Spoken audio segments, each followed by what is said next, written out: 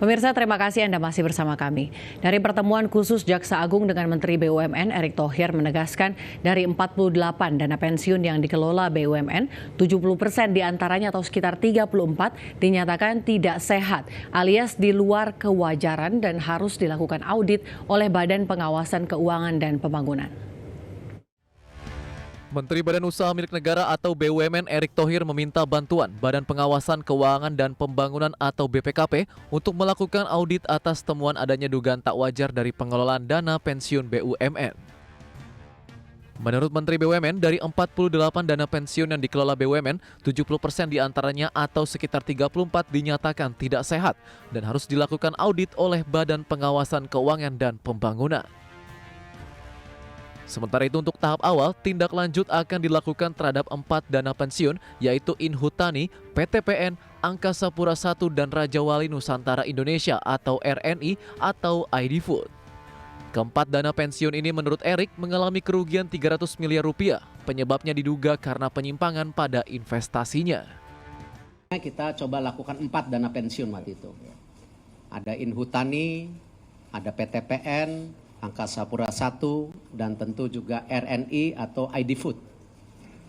Dan jelas dari hasil audit dengan tujuan tertentu, itu ada kerugian negara 300 miliar rupiah, dan ini belum menyeluruh dibuka oleh pihak BPKP dan pihak kejaksaan. Artinya angka ini bisa lebih besar lagi. Di sisi lain, Menteri BUMN ini meminta Jaksa Agung untuk tidak ragu memberantas oknum pelaku penyimpangan dana pensiun BUMN tanpa pandang bulu. Dari Jakarta, Tim Liputan IDX Channel.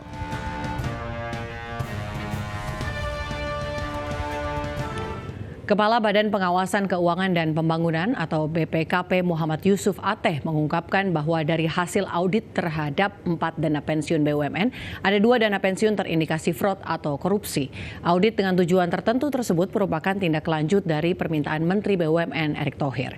4 dana pensiun yang diaudit yakni Inhutani, PTPN, PT Angkasa Pura I, dan PT Raja Wali Nusantara Indonesia atau ID Food. Dari 4 dana pensiun BUMN tersebut, pihak BPKP mengambil sampling transaksi investasi sebesar 10% dengan total transaksi sekurang-kurangnya sekitar 1,125 triliun rupiah. Adapun pihak BPKP telah menyampaikan hasil audit tersebut pada 18 September 2023. Ateh memastikan proses audit tidak hanya berhenti pada 4 dapen BUMN tersebut. BPKP siap untuk melanjutkan audit terhadap sejumlah dana pensiun BUMN lainnya.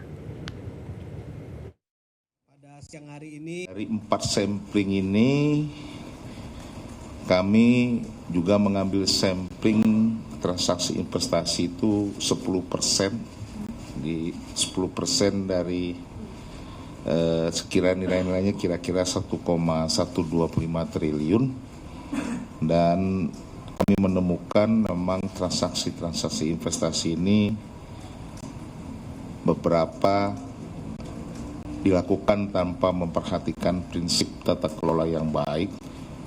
Bahkan dari 4 ini 2 dana pensiun ada indikasi fraud yang tadi disampaikan oleh Pak Menteri BUMN.